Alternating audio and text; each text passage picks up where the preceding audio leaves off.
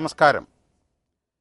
സമക്ഷത്തിൽ ഇത്തവണ ഉന്നത വിദ്യാഭ്യാസത്തെക്കുറിച്ചാണ്.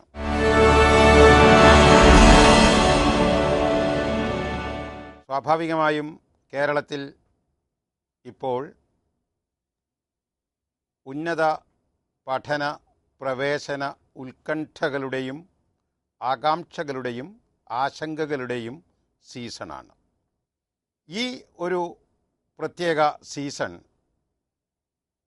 ഉന്നത വിദ്യാഭ്യാസത്തിന് തയ്യാറെടുത്തുകൊണ്ടിരിക്കുന്ന കുട്ടികളുടെ അച്ഛനമ്മമാർക്കും, പൊതുവെ പറഞ്ഞാൽ രക്ഷിതാക്കൾക്ക്, കുടുംബങ്ങൾക്ക് പ്രതീക്ഷകളുടെയും എന്നാൽ ആശങ്കകളുടെയും ഒരു സന്ദർഭമാണ്.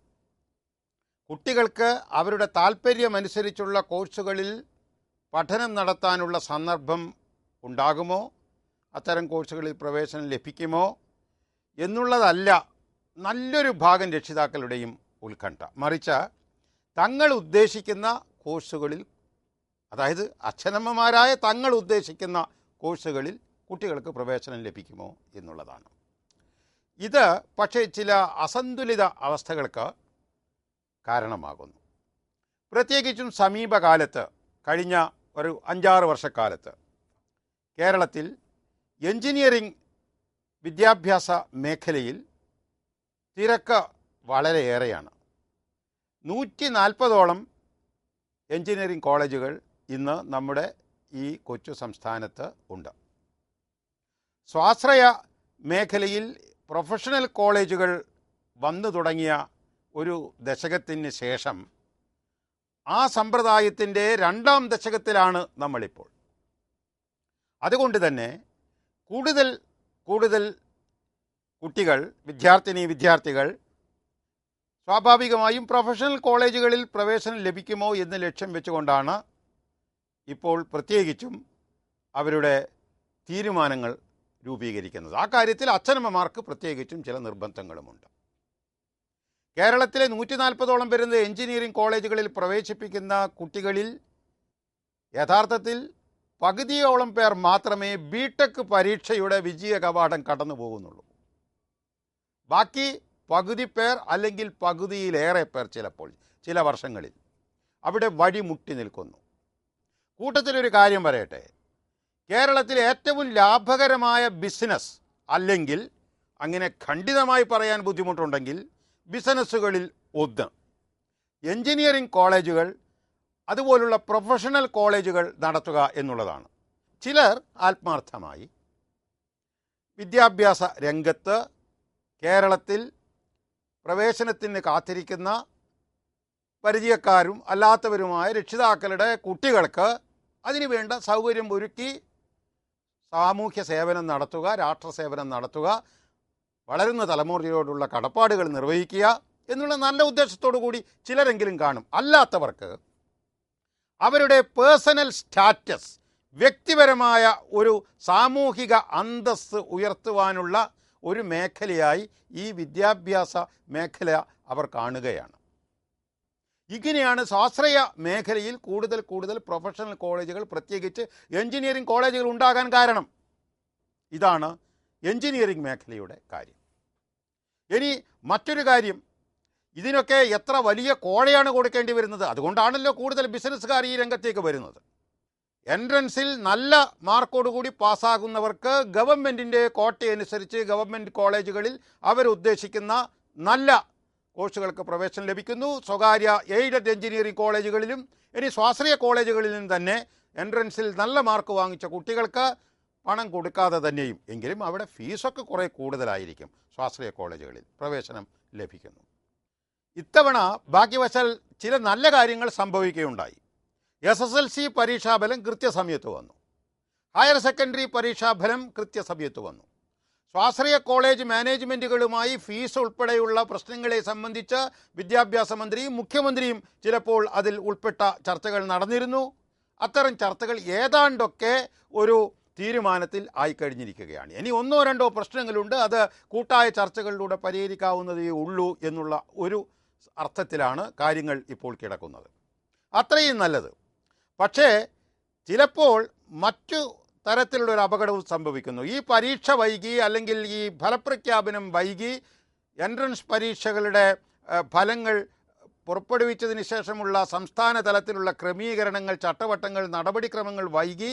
അങ്ങനെ വൈകുമ്പോൾ ഉത്കണ്ഠ കൂടുന്ന വിദ്യാർത്ഥികൾ, രക്ഷിതാക്കൾ തങ്ങളുടെ മക്കൾക്ക് പ്രവേശനം ലഭിക്കാൻ വേണ്ടി അന്യ സംസ്ഥാനങ്ങളിലേക്കും ചിലപ്പോൾ മറ്റു രാജ്യങ്ങളിലേക്കും തന്നെ പോകുന്നു. അത്തരത്തിൽ ഉപരിപഠനാവശ്യാർത്ഥം കേരളം വിടുന്ന കുട്ടികളുടെ എണ്ണം കഴിഞ്ഞ 13 വർഷക്കാലത്തിനിടയിൽ 1,00,000-ൽ നിന്ന് 3.1 ലക്ഷമായി മാറിയിരിക്കുകയാണ്. ഏതാണ്ട് 100% വർധനവ്. ഇവരൊക്കെ ആദ്യകാലത്ത് കൂടുതൽ പോയിക്കൊണ്ടിരുന്നത് തമിഴ്നാട്, കർണാടക, മഹാരാഷ്ട്ര, ആന്ധ്രാപ്രദേശ് തുടങ്ങിയ സംസ്ഥാനങ്ങളിലായിരുന്നുവെങ്കിൽ ഇപ്പോൾ കൂടുതൽ വിദ്യാർത്ഥികൾ ഓസ്ട്രേലിയ, അമേരിക്ക, ഇംഗ്ലണ്ട് തുടങ്ങിയ വിദേശ രാജ്യങ്ങളിലും എത്തുന്നു. അവരിൽ പലരും അവിടെ തന്നെ ജോലി നേടി അങ്ങനെ ജീവിക്കുന്നു. ഇങ്ങനെയൊരു പശ്ചാത്തലമുണ്ട്. ഇതിനിടയിൽ ചില അനധികൃത സ്വഭാവമുള്ള സർവകലാശാലകൾ, അല്ലെങ്കിൽ നിയമപരമായി പ്രവർത്തിക്കുന്ന സർവകലാശാലകൾ തന്നെ, മറുനാടുകളിലുള്ള സർവകലാശാലകൾ, അവർക്ക് കോഴ്സുകൾ നടത്താൻ ലൈസൻസ് കിട്ടാത്ത കോഴ്സുകളിൽ പോലും കുട്ടികളെ പ്രവേശിപ്പിച്ച് പരീക്ഷ നടത്തി അവർക്ക് അത്തരം കോഴ്സുകളിൽ സർട്ടിഫിക്കറ്റ് കൊടുത്ത് അവരെ കേരളത്തിലേക്ക് മടക്കി അയക്കുന്നു, അല്ലെങ്കിൽ അവർ മറ്റു ഭാഗങ്ങളിലേക്ക് ജോലി തേടി പോകുന്നു. അപ്പോഴാണ് അവരകപ്പെട്ട ട്രാപ്പ്, ആ ഒരു ചതിക്കുഴി അവർ മനസ്സിലാക്കുന്നത്. അത്തരം പല സർവകലാശാലകളുടെയും പല കോഴ്സുകൾക്കും അഖിലേന്ത്യാ അടിസ്ഥാനത്തിലോ മറ്റ് ഇതര സംസ്ഥാനങ്ങളിലോ അംഗീകാരമില്ല. അതുകൊണ്ട് അവരാകപ്പാടെ വിഷമിക്കുന്നു. അത് വിദ്യാഭ്യാസ കച്ചവടത്തിനിടയിലെ മറ്റൊരു കുതന്ത്രം. അപ്പോൾ ഇതിൽ നിന്നൊക്കെ തങ്ങളുടെ കുട്ടികളെ രക്ഷപ്പെടുത്തി തങ്ങൾക്ക് ഉത്തമ ബോധ്യമുള്ള കോളേജുകൾ കണ്ടെത്താനും, അങ്ങനെ കോളേജുകൾ കണ്ടെത്തി തങ്ങളുടെ കുട്ടികൾക്ക് അത്തരം കോഴ്സുകളിലേക്ക് പ്രവേശനം നേടുവാനുള്ള അത്രയും വേണ്ടുന്ന മാർക്കില്ലെങ്കിൽ അവരെ വെറുതെ അങ്ങോട്ട് നിർബന്ധിച്ച് കുറേ ലക്ഷങ്ങൾ വാരിക്കോരി മാനേജ്മെൻറ്റിന് കൊടുത്ത് പ്രവേശനം തേടി അവരെ ആകപ്പാടെ കുഴപ്പത്തിലാക്കുന്നതിന് പകരം അവർക്ക് ജയിച്ച് മിടുക്കരായി മുന്നോട്ട് പോകാൻ സാധിക്കുന്ന അക്കാദമിക തലങ്ങളും മറ്റ് വിദ്യാഭ്യാസ മണ്ഡലങ്ങളും കണ്ടെത്തുവാനുള്ള മൗലികമായ ചുമതല ആത്യന്തികമായും രക്ഷിതാക്കളിൽ സമർപ്പിതമാണ്. 2,93,112 പേർ ഹയർ സെക്കൻഡറി പരീക്ഷ എഴുതിയതിൽ 2,58,179 പേർ ഉപരിപഠനത്തിന് യോഗ്യത നേടി. പരീക്ഷ എഴുതിയ പെൺകുട്ടികളിൽ 92% പേരും ഉപരിപഠന യോഗ്യത നേടിയപ്പോൾ ആൺകുട്ടികളിൽ 84% മാത്രമേ ആ യോഗ്യത കരസ്ഥമാക്കിയുള്ളൂ.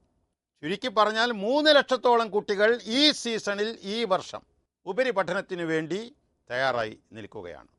പ്രശസ്തമായ നിലയിൽ നടക്കുന്ന സ്വകാര്യ കോളേജുകളിൽ തങ്ങളുടെ കുട്ടികൾക്ക് പ്രവേശനം കിട്ടാൻ വേണ്ടി പരമാവധി ശുപാർശകൾ, തങ്ങളുടെ മുഴുവൻ സ്വാധീനം ഇതൊക്കെ ഉപയോഗപ്പെടുത്താൻ രക്ഷിതാക്കൾ ഞാൻ മുന്നിൽ എന്ന നിലയിൽ ശ്രമിച്ചുകൊണ്ടിരിക്കുന്നതിനിടയിലാണ് നമ്മൾ ഈ വിഷയം സമക്ഷത്തിൽ ആലോചിക്കുന്നത്.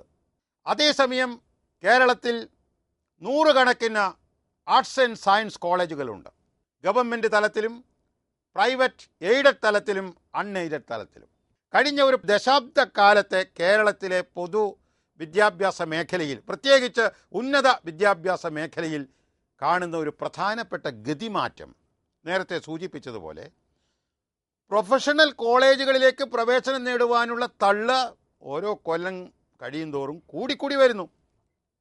അതേസമയം പരമ്പരാഗത അടിസ്ഥാന ശാസ്ത്ര വിഷയങ്ങളും സാമൂഹ്യ ശാസ്ത്ര വിഷയങ്ങൾ, മാനവിക വിഷയങ്ങൾ, ഹ്യൂമാനിറ്റീസ്, ഇത്തരം വിഷയങ്ങൾ പഠിക്കുന്ന കാര്യത്തിൽ കൂടുതലും കുട്ടികൾക്ക് താല്പര്യമില്ലാത്ത ഒരവസ്ഥ വരുന്നു. അത് പ്രത്യേകിച്ച് ശാസ്ത്ര ബിരുദ കോഴ്സുകൾക്കാണ്. സാമൂഹ്യ ശാസ്ത്ര കോഴ്സുകളിൽ ചിലതിനൊക്കെ ഡിമാൻഡുണ്ട്. പക്ഷേ കോമേഴ്സ്, ഇക്കണോമിക്സ്, ബിസിനസ് ഈ 3 മേഖലകളിൽപ്പെട്ട കോഴ്സുകൾക്ക് താരതമ്യേന തിരക്ക് കൂടുതലാണ്. CDS ഇത് സംബന്ധിച്ചൊരു പഠനം നടത്തിയിട്ടുണ്ട്. അതിലെ നിരീക്ഷണങ്ങൾ വളരെ ശ്രദ്ധേയമാണ്. മധ്യ തിരുവിതാംകൂറിലെ ആർട്സ് ആൻഡ് സയൻസ് കോളേജുകളിൽ തിരക്ക് കുറവാണ്, പ്രത്യേകിച്ചും അടിസ്ഥാന സയൻസ് വിഷയങ്ങളിൽ പഠിപ്പിക്കുന്ന കോഴ്സുകളിലേക്ക്. അവിടെ കൂടുതൽ പ്രിയം പ്രൊഫഷണൽ കോളേജുകൾക്കാണ്. അത് കേരളത്തിലെ പൊതുവായ ഒരു ട്രെൻഡാണെങ്കിലും മധ്യ തിരുവിതാംകൂറിൽ അത് കൂടുതലാണ്. CDS നടത്തിയ ആ ഒരു പഠനത്തിൽ ഒരു പ്രധാന കാര്യമുണ്ട്. അതായത് ആർട്സ് ആൻഡ് സയൻസ് കോളേജ് മേഖലയിൽ നമ്മുടെ ഗവൺമെൻറ്റിൻ്റെ മുതൽ മുടക്ക് വർദ്ധിപ്പിക്കേണ്ടുന്നതിൻ്റെ ആവശ്യകത ആ റിപ്പോർട്ട്, ആ പഠനം അടിവരയിടുന്നു. കാരണം ആർട്സ് ആൻഡ് സയൻസ് കോളേജുകൾ താരതമ്യേന പഴയ കോളേജുകളായിരിക്കും. ആ കോളേജുകൾ പരമ്പരാഗതമായ രീതിയിൽ ചിലപ്പോൾ പഴയ കെട്ടിടങ്ങളിലൊക്കെ പ്രവർത്തിക്കുന്ന നല്ല കെട്ടിടങ്ങളായിരിക്കും. പക്ഷേ പുതിയ അടിസ്ഥാന സൗകര്യങ്ങളുള്ള കെട്ടിടങ്ങൾ അല്ലെങ്കിൽ പുതിയ അടിസ്ഥാന സൗകര്യങ്ങളുള്ള സർക്കാർ കോളേജുകളുടെ എണ്ണം വളരെ കുറവാണ്. വടക്കൻ കേരളത്തിൽ വളരെ ഗ്രാമപ്രദേശങ്ങളിലുള്ള കോളേജുകളിൽ പ്രത്യേകിച്ചും അത്തരം സൗകര്യങ്ങൾ വളരെ പരിമിതമാണെന്ന് CDS പഠനത്തിൽ പറയുന്നു. അതുകൊണ്ടുണ്ടാകുന്ന ഒരു പ്രത്യേക പ്രശ്നം എന്താണ്? പിന്നാക്ക വിഭാഗങ്ങളിൽ, പ്രത്യേകിച്ചും ദരിദ്ര വിഭാഗങ്ങളിൽ, ഗ്രാമങ്ങളിലും മറ്റും ജീവിക്കുന്ന കുടുംബങ്ങളിലെ കുട്ടികൾക്ക് തൊട്ടടുത്തുള്ള സർക്കാർ കോളേജിൽ പ്രവേശനം നേടി അങ്ങോട്ട് പോകാനായിരിക്കും കൂടുതൽ എളുപ്പം. പക്ഷേ അവിടെ വേണ്ടത്ര വികസനം അല്ലെങ്കിൽ വളർച്ച ഉണ്ടാകുന്നില്ല. അതുകൊണ്ട് ആ വിഭാഗത്തിൽപ്പെട്ട കുട്ടികളുടെ വിദ്യാഭ്യാസം ചിലപ്പോൾ വഴിമുട്ടേണ്ടുന്ന ഒരു ഘട്ടം വന്നേക്കുമോ എന്ന് ആ റിപ്പോർട്ടിൽ ആശങ്ക രേഖപ്പെടുത്തിയിട്ടുണ്ട്. ഇത് പ്രത്യേകിച്ച് നമ്മുടെ വിദ്യാഭ്യാസ മന്ത്രിയും മന്ത്രകാര്യാലയവും പൊതുവെ ഗവൺമെൻറ്റും ശ്രദ്ധിക്കേണ്ടുന്ന ഒരു കാര്യമാണ്. നമ്മുടെ സംസ്ഥാനത്ത് ഒരു ഹയർ എഡ്യൂക്കേഷൻ കൗൺസിൽ ഉണ്ട്. അത് രൂപീകരിച്ചതിനെ തുടർന്ന് അതിൻ്റെ ആദ്യത്തെ ചെയർമാൻ വിദ്യാഭ്യാസ മന്ത്രിയാണ്. അതിൻ്റെ ആദ്യത്തെ executive vice chairman doctor KN പണിക്കരായിരുന്നു. അതിനെ തുടർന്ന് ഇപ്പോൾ ശ്രീ TP ശ്രീനിവാസനാണ് ഇപ്പോൾ രണ്ടാമത്തെ എക്സിക്യൂട്ടീവ് വൈസ് ചെയർമാൻ. അദ്ദേഹത്തിൻ്റെ ആഗോളതലത്തിലുള്ള പരിജ്ഞാനം ഈ കാര്യത്തിൽ ഉപയോഗപ്പെടുത്തും എന്ന് ഞങ്ങൾ പ്രതീക്ഷിക്കുന്നു. ആ വഴിക്ക് നമുക്ക് തീർച്ചയായും പ്രത്യാശയ്ക്ക് വകയുണ്ട്. കഴിഞ്ഞ 1-2 വർഷങ്ങളായി കേരളത്തിലെ കരട് വിദ്യാഭ്യാസ നയത്തിൻ്റെ പശ്ചാത്തലത്തിൽ അവതരിപ്പിക്കപ്പെട്ട ഒരു 20ഓളം പരിപാടികൾ ഉൾപ്പെടുന്ന ഒരു പഞ്ചവത്സര പദ്ധതി പ്രഖ്യാപിച്ചിട്ടുണ്ട്. പക്ഷേ ഒരു പ്രത്യേക കാര്യം ഇവിടെ സൂചിപ്പിക്കുന്നു. ഈ വിഷയത്തോട് ബന്ധപ്പെടുത്തി വളരെ മൗലികമായ ഒരു പ്രശ്നം പ്രേക്ഷക ശ്രദ്ധയിൽ കൊണ്ടുവരാൻ ഞങ്ങൾ വിനയപൂർവകമായി ശ്രമിക്കുകയാണ്. ബഹുമാനപ്പെട്ട മുഖ്യമന്ത്രി ശ്രീ ഉമ്മൻചാണ്ടി തന്നെ അടുത്തിടെ വളരെ വ്യക്തമായി സൂചിപ്പിച്ചിട്ടുണ്ട്. കേരളത്തെ സംബന്ധിച്ചിടത്തോളം പൊതുസാക്ഷരതയുടെ കാര്യത്തിൽ ഇപ്പോഴും ഇന്ത്യയുടെ മറ്റ് സംസ്ഥാനങ്ങൾക്ക് നേതൃത്വം നൽകിക്കൊണ്ടിരിക്കുകയാണ്. കേരളം മുന്നിലാണ് സാക്ഷരതയുടെ കാര്യത്തിൽ. പക്ഷേ ഉന്നത വിദ്യാഭ്യാസ നിലവാരത്തിൻ്റെ കാര്യത്തിൽ ഇന്ത്യയിലെ 5-10 സംസ്ഥാനങ്ങൾക്ക് പിറകിലാണ് കേരളം എന്ന് മുഖ്യമന്ത്രി നമ്മളെല്ലാം ഓർമ്മപ്പെടുത്തുകയുണ്ടായി. ആ പശ്ചാത്തലത്തിൽ കേരളത്തിൽ 2030 വിഷൻ 2030 എന്ന ദീർഘകാല പദ്ധതിയുമായി ബന്ധപ്പെടുത്തിക്കൊണ്ട് നമ്മുടെ സർവകലാശാലകളിൽ വിവര സാങ്കേതിക വിദ്യയുടെ ആധുനികമായ എല്ലാ ആഗോള സാധ്യതകളും പ്രയോജനപ്പെടുത്തത്തക്ക രീതിയിലുള്ള പ്രവിശാലമായ ഏകോപനത്തിൽ കൂടുതൽ ശ്രദ്ധിക്കുകയും എന്നാൽ വ്യത്യസ്തതകളിലെ സാധ്യതകൾ പരമാവധി പ്രയോജനപ്പെടുത്തുകയും ചെയ്യുന്ന ഒരു സമഗ്രമായ വിദ്യാഭ്യാസ പദ്ധതി. അതിനുവേണ്ടി ശ്രീ സാം പിട്രോഡ നിർദ്ദേശിച്ചതുപോലുള്ള ഒരു യൂണിവേഴ്സിറ്റി IT പോളിസി, സർവകലാശാല വിവര സാങ്കേതിക നയം, ഇവയൊക്കെ സമന്വയിപ്പിച്ചുകൊണ്ടുള്ള സമഗ്രമായ ഒരു പരിപാടി ആവിഷ്കരിച്ച് നടപ്പിലാക്കാനുള്ള എല്ലാ തയ്യാറെടുപ്പുകളും ഇപ്പോൾ ഗവൺമെൻറ് നടത്തുകയാണ്. ഈ നിർണായക ഘട്ടത്തിൽ സർവകലാശാല തലത്തിലുള്ള അനാരോഗ്യകരമായ പ്രവണതകൾക്കൊക്കെ പരിഹാരം കാണേണ്ടതായിട്ടുണ്ട്. നേരത്തെ സൂചിപ്പിച്ചല്ലോ, SSLCയുടെ പരീക്ഷ കൃത്യമായി നടത്തി, ഹയർ സെക്കൻഡറി കൃത്യമായി നടത്തി, റിസൾട്ടുകൾ സമയത്തിന് പ്രഖ്യാപിച്ചു. നമ്മുടെ സർവകലാശാലകൾ 9 സർവകലാശാലകൾ കേരളത്തിലുണ്ട്. അതിൽ സംസ്ഥാന ഗവൺമെൻറ്റിന് നേരിട്ട് ഉത്തരവാദിത്വമുള്ള 7 സർവകലാശാലകളുണ്ട്. 2 സർവകലാശാലകൾ നാഷണൽ സ്വഭാവത്തിലുള്ളതാണ്, ദേശീയ തലത്തിലുള്ളതാണ്. ഈ 7 സർവകലാശാലകളിൽ പല സർവകലാശാലകളിലും കൃത്യമായി പരീക്ഷ നടക്കുന്നില്ല. പരീക്ഷകൾ നടന്നാൽ തന്നെയും മാസങ്ങൾ കഴിഞ്ഞിട്ടാണ് അതിൻ്റെ വിവരങ്ങൾ കിട്ടുന്നത്. നമ്മുടെ ഒരു സർവകലാശാലയിൽ പുനഃപരിശോധനയ്ക്ക് വേണ്ടി വിദ്യാർത്ഥികൾ അപേക്ഷകൾ സമർപ്പിച്ചപ്പോൾ ഉത്തരക്കടലാസ് അന്വേഷിച്ചു കാണാനില്ല. നമ്മുടെ മിടുക്കന്മാരായ സർവകലാശാല അധികൃതർ ആ കുട്ടികളോട് എന്താണ് പറഞ്ഞതെന്നറിയില്ലേ? അയ്യോ കഷ്ടം, ഉത്തരക്കടലാസ് കാണാനില്ല, അതുകൊണ്ട് പുനഃപരിശോധന സാധ്യമല്ലാത്ത പരിതസ്ഥിതിയിൽ സാഹചര്യത്തിൽ നിങ്ങൾക്ക് പുതുതായി പരീക്ഷ എഴുതിക്കൂടെ? വീണ്ടും എത്ര വിചിത്രമായ ചോദ്യം, എത്ര അപ്രായോഗികമായ ചോദ്യം, കുട്ടികളെ വിഷമപ്പെടുത്തുന്ന ഒരു പോംവഴി. അവ്യവസ്ഥിതമായ പല കാര്യങ്ങളും നടക്കുന്നുണ്ട്. ഇന്ത്യയിൽ ഒരുപക്ഷെ സർവകലാശാലകളിലെ ഭരണ സംവിധാന തലത്തിൽ ഏറ്റവും അധികം താളപ്പിഴകൾ, അനാവശ്യമായ രാഷ്ട്രീയ വടംവലികൾ, അധികൃതന്മാരുടെ അഹങ്കാര വിളയാട്ടത്തിൻ്റെ വികല ഫലങ്ങൾ, ഇതെല്ലാം കേരളത്തിലെ സർവകലാശാല തലത്തിൽ അനുഭവിക്കുകയാണ്. ഒരു പ്രത്യേക സാഹചര്യത്തിലാണ് ഇന്ത്യ ഇപ്പോഴുള്ളത്.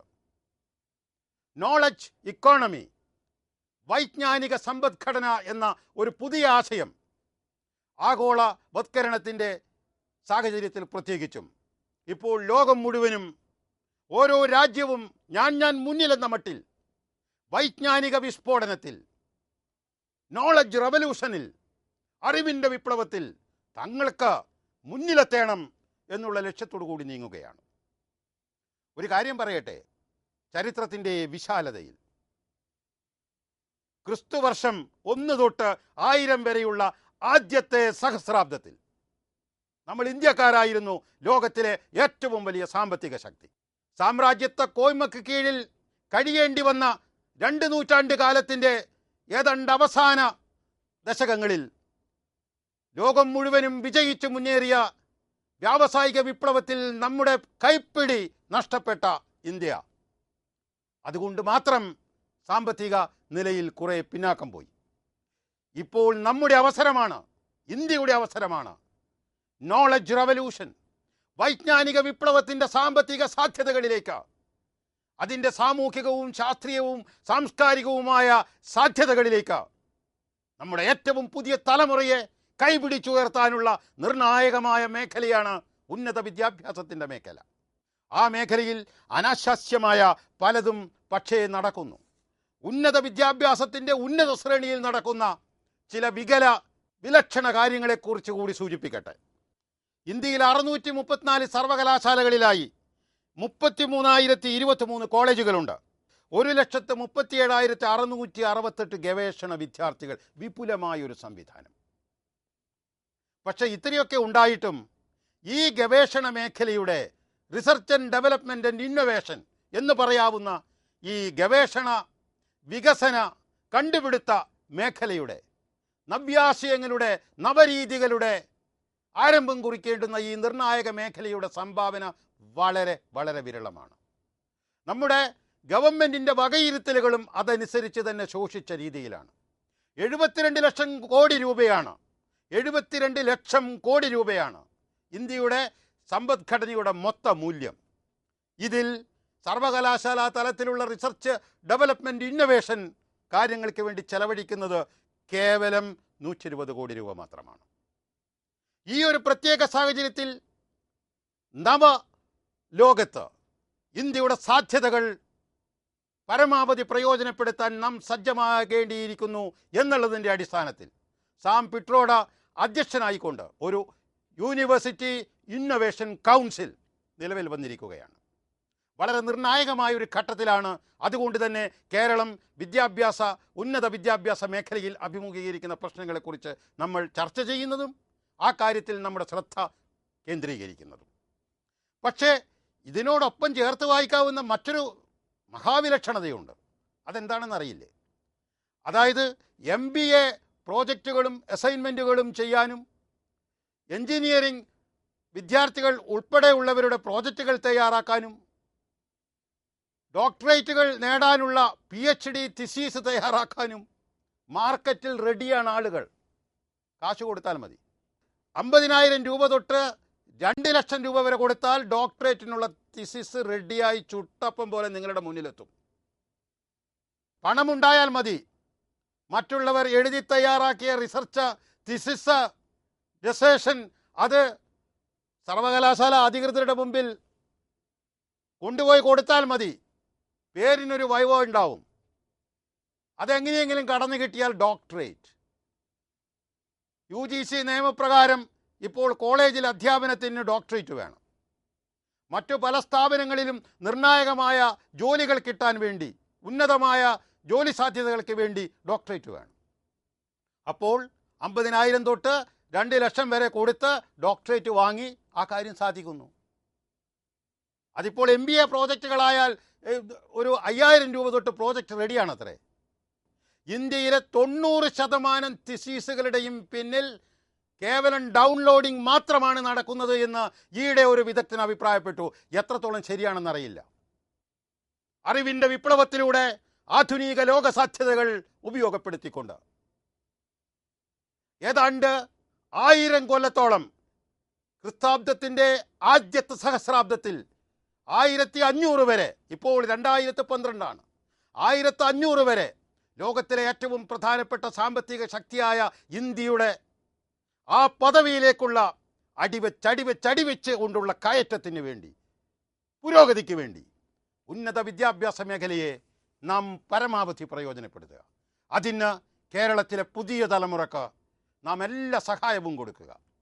അതിനുവേണ്ടി ഈ വിഷയം സമക്ഷത്തിൽ സർക്കാരിൻ്റെ ഉത്തരവാദപ്പെട്ട മന്ത്രിമാരുൾപ്പെടെ, മുഖ്യമന്ത്രി ഉൾപ്പെടെ, ജനനേതാക്കളുടെ എല്ലാ നിരകളിലും പെട്ട ആളുകളുടെ മുമ്പിൽ ഈ വിഷയത്തിൻ്റെ വികാരം വിനയത്തോടുകൂടി സമർപ്പിക്കുന്നു. കേട്ടതിന് നന്ദി. നമസ്കാരം. ജയ് ഹിന്ദ്.